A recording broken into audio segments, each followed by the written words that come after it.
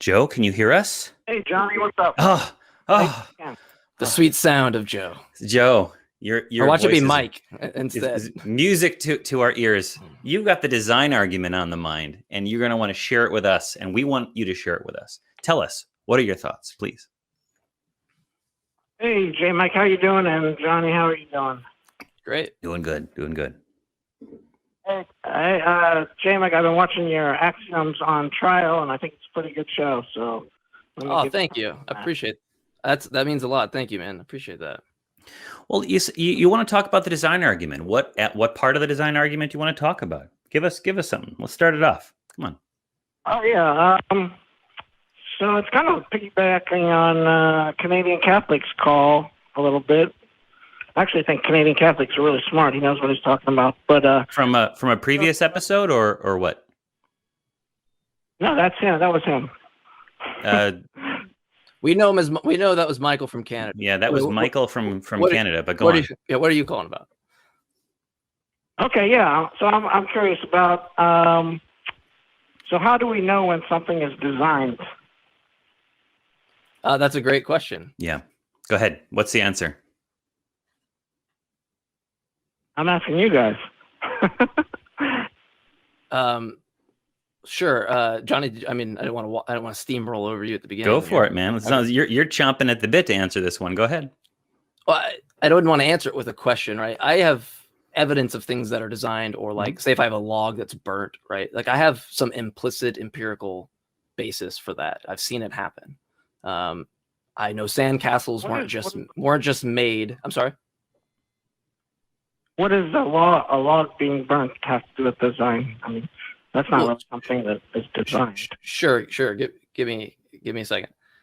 So similarly, like with like a sandcastle, right? Like, if I had no experience of that, then I might be in a different situation, right? But it is the case that I have made sandcastles. I know sandcastles, and so I know that's the case.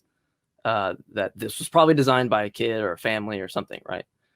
Now, in terms of, there's two issues. One, if you're coming from a theist perspective and you're saying, what's a designed thing versus a non-designed thing? Well, from the theist perspective, everything is designed.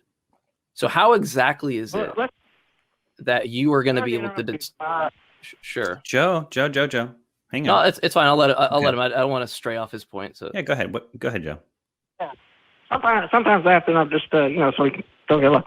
I'm not talking from a theistic perspective or an atheist. Let's just talk about the concept of design. Yeah, we only have reference of design because we design things, and so that's the case. But I can't actually go look at something like a rock and determine that was also designed, given I only have a single universe to look at, right? I don't know that that this is a God-designed universe as compared to a just natural universe, right? I can't look at those and just compare that, right? I only have the one thing, and so it doesn't seem to be a problem from my perspective because I don't have to add this extra baggage to my worldview. But it seems that when we do add the kind of theist implications of the design, I don't know how the theist determines it, what a non-design thing is versus a design thing, because in that worldview, everything is designed, right? So it seems to be a bigger problem on the other side from my perspective, I guess. Yeah. So, okay. Does that answer or help? Yeah. Does that answer it, Joe? I mean, I understand his point, but I mean, I don't think it's sufficient in terms of we're trying to figure out, neither of us know. So we're trying to figure out, is there design in nature, right? So, we know that there's design by minds, right, that exist on the earth, and even animals and insects design things. So, Joe, have you ever seen a god design anything? I'm not really talking about whether I've seen someone design something. If, let's say, I've never seen a house designed by somebody, but if I come to a structure somewhere, let's say I go to Jupiter and I see a structure, some sort of machine. I didn't see it designed, but I can infer from reasoning that it was probably designed. How did you infer? What was the basis at which you inferred that? Well, I think there's a lot of elements to the design that we can look at. Was it not an implicit empirical basis that you have? Because clearly the element of that when you go there and you don't see that, or you see that and you go, I can infer that. Well, it's only inferred because of some reason, right? Yeah, of course there's reasons for inferring. What's the reason at which you would be justified to infer, or maybe more justified? Generally things that are designed. I mean, at least what I think, and I think if you look at it objectively, generally things that are designed have some sort of structure to them. Would you agree with that? Well, a lot of things have structure. You could say a cell has structure. I'm not going to say that the cell is designed. That's the problem I have. Joe, you never saw a house. Joe. You never saw a house get designed by an architect, right? I think you just said that before. Is that true? Yeah, I've never seen that. You never said. I never did either. All right, except on like the Brady Bunch, he was an architect. But how do you know that the house that was just built down the street from you wasn't designed by God, like directly? How do I know that? Yeah, I don't know. How do you know? I guess I don't know that for 100% that it wasn't designed. So is it a possibility that God designed the house down the street? Like, what percentage of confidence do you have that a God directly designed the house, got the blueprints out, the little pencil, whatever they use? Probably use computers nowadays. How confident are you that a God did it directly? Yeah, can I answer real quick? Yes, sir. It's a logical possibility. Possibility that God designed it, but probably not. Most likely, it's not true, right? Right. Yeah.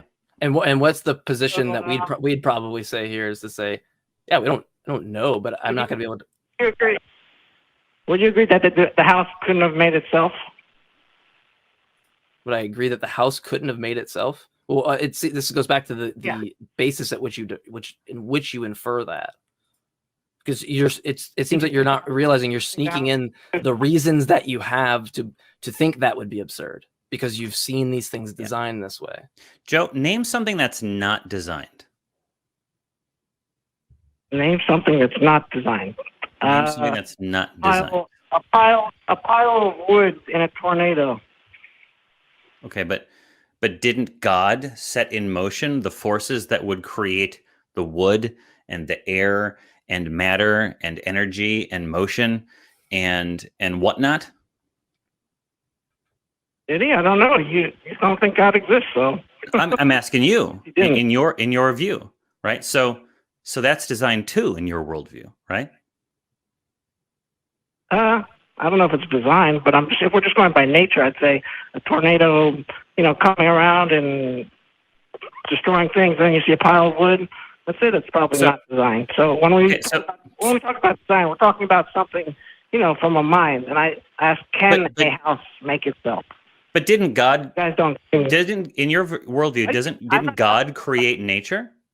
Didn't God design nature? What do you think? I'm asking you, Joe.